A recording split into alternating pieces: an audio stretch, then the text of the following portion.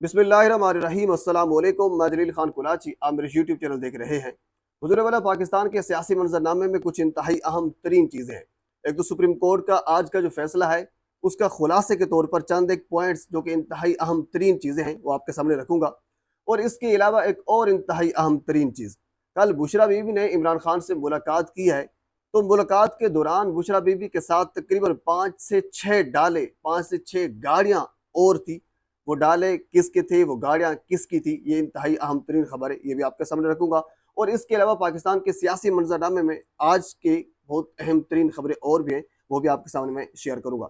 सबसे पहले मैं आपको सुप्रीम कोर्ट की समाअत पर आ जाता हूँ, खुलासे के तौर पर आपके सामने रख देता हूँ। हुजूर वाला कल की वीडियो में मैं आपके सामने ये चीज रख चुका हूँ कि chief justice Islamabad high court justice Aamir Farooq साहब ने एक दिन छोड़ के समाअत रखी है। उसकी वजह यही थी कि आज सुप्रीम कोर्ट ने इसी केस के ऊपर समाअत करनी थी।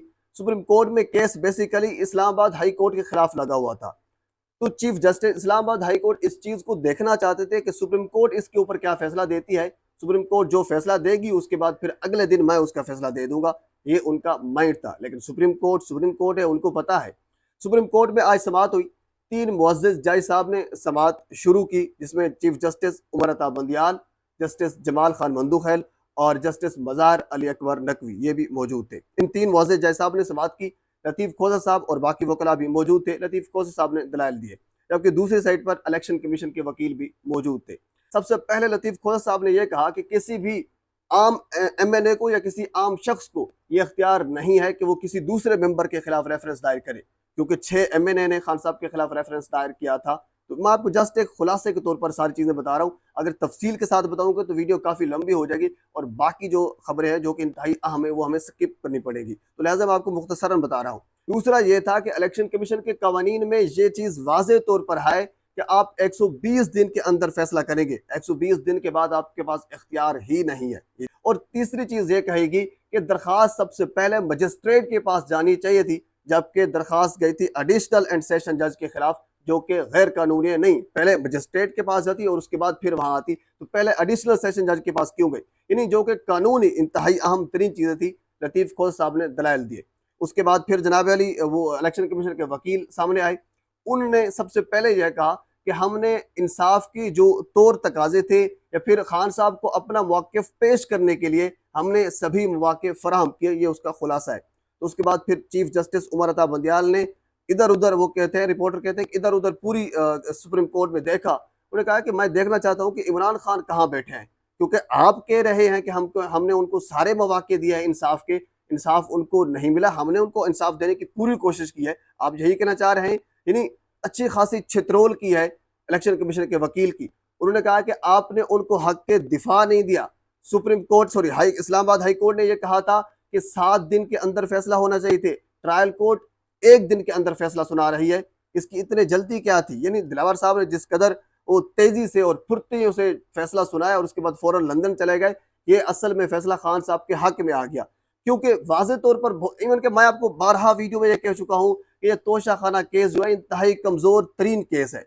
आज इस चीज के ऊपर या इस बात के ऊपर सुप्रीम कोर्ट ने मोहर लगा दी है। उन्होंने कहा है कि ट्रायल कोर्ट के फैसले में बहुत बड़ी गलतियां हैं, ट्रायल कोर्ट ने फैसला देने में जल्दी की है, हक के जो दिफा था उनको नहीं सुना गया, वकला को नहीं सुना गया, वकला की गैर मौजूदगी में फैसला दिया गया, जो कि बिल्कुल हकायक हैं। सुप्रीम कोर्ट ने बेसिकली वार्निंग दी है हाई कोर्ट इस्लामाबाद को कि आप फैसला करें। इवन के सुप्रीम कोर्ट आज फैसला कर सकती थी, लेकिन सुप्रीम कोर्ट ने यह कहा है कि गलती आपकी हो, हम क्यों सुधारें। यानी उसका खुलासा यही है। सुप्रीम कोर्ट ने वार्निंग दी है कि कल इसके ऊपर, क्योंकि कल इसकी समाअत है इस्लामाबाद हाई कोर्ट में, इसके ऊपर फैसला होगा। जो ही फैसला होगा उसके बाद फिर फौरन समाअत है सुप्रीम कोर्ट में, फिर उसके बाद फिर सुप्रीम कोर्ट में समाअत होगी। सुप्रीम कोर्ट ने आज वाजे किया है कि पहले आप इस्लामाबाद हाई कोर्ट में जाएंगे, उसके बाद फिर जो फैसला होगा फिर तकरीबन 2 बजे तक समाअत शुरू होगी सुप्रीम कोर्ट की, और सुप्रीम कोर्ट उसके ऊपर फैसला देगी। यानी सुप्रीम कोर्ट यह कहना चाहती है कि गलती आपकी है हाई कोर्ट की, तो सुधारें भी आप, हम आपकी गलती क्यों सुधारें। सुप्रीम कोर्ट डंडा लेकर खड़ी है और ये कह रही है कि गलती आपकी सुधारें, और गलती इनको अपनी सुधारनी पड़ेगी। अच्छा, इसके अलावा एक और खबर यह है कि हो सकता है कल, क्योंकि ये कभी इम्कान है कि खान साहब कल रिहा हो जाएंगे, लेकिन हो सकता है कि खान साहब को कल गिरफ्तार भी किया जा सकता है। लेकिन इससे पीछे एक साइंस है, वो आपके सामने मैं रख देता हूँ।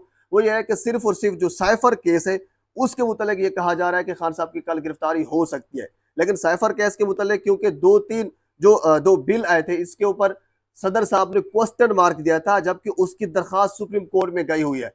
अगर कल सुप्रीम कोर्ट उसके ऊपर भी अपना ऑर्डर दे देती है तो फिर आप कैसे गिरफ्तार करेंगे? फिर तो आपके पास कोई जवाब नहीं होगा खान साहब को गिरफ्तार करने का। तो ये चीज भी देखी जा रही है। अच्छा, अब हम आ जाते हैं एक और चीज के ऊपर। आज सुप्रीम कोर्ट में एक और केस की भी समाअत थी। वो केस ये था कि जुलाई में नेब में जो तरामीम की गई है, सुप्रीम कोर्ट ने कहा है कि वो सारी तरामीम आपने जो की है, यानी पीडीएम की हुकूमत जो नेब के कवानीन में तरामीम करके गई है, सुप्रीम कोर्ट ने कहा है कि वह तरामीम बिल्कुल मशकूक है। वो मशकूक कैसे हैं? सुप्रीम कोर्ट ने कहा कि सुप्रीम कोर्ट के जो साबका फैसले हैं वो तरामीम उन फैसलों के मुतसादिम है, उनके मुतजाद है, यानी वो उनके उलट है। फैसले कुछ और आए थे, वो तरामीम उनके बिल्कुल अपोजिट है, तो लिहाजा वो तरामीम मशकूक हैं। सुप्रीम कोर्ट ने उसके ऊपर सवाल उठा दिया है। अब जिन लोगों ने तरमीम की है, अब उसके ऊपर ज़ाहिर सी बात है घेरा तंग होगा। और उसके अलावा अगर वो वापस आ जाती है तरमीम, तो फिर लोग पहले जो फंसे हुए थे नेब के कवानीन में, दोबारा उनके ऊपर मुकदमात चलाए जा सकते हैं। ज़ाहिर सी बात है, कौन लोग थे आप बेहतर जानते हैं जिन्होंने तरमीम करवाना चाहिए या तरमीम की। अब एक मरतबा फिर सुप्रीम कोर्ट का डंडा उनके ऊपर भी चलने वाला है। अब हम आ जाते हैं जनाब अली बुशरा बीबी की कल इमरान खान से मुलाकात हुई। 1 घंटा मुलाकात हुई। हालांकि जराए ये कह रहे हैं, बल्कि सीनियर जर्नलिस्ट ये कह रहे हैं, बुशरा बीबी के साथ 5-6 गाड़ियां और थी।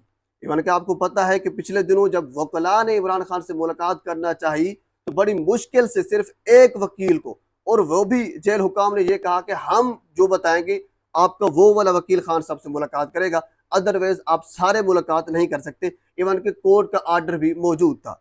एक वकील जनाब उमेर न्याजी साहब गए थे, उन्होंने खान साहब से मुलाकात की थी, इतनी सख्ती थी। लेकिन बुशरा बीबी के साथ 5-6 गाड़ियां और किसकी थी, ये बहुत बड़ा सवाल निशान है। अब कुछ जराए इस चीज को कंफर्म कर रहे हैं कि अब कोशिशें की जा रही है, हालांकि सारी कोशिशें वो आजमा चुके हैं, अब कोशिशें की जा रही है बुशरा बीबी के थ्रू कि बुशरा जाकर कहेगी खान साहब को, किस चीज के लिए मनाएगी खान साहब को।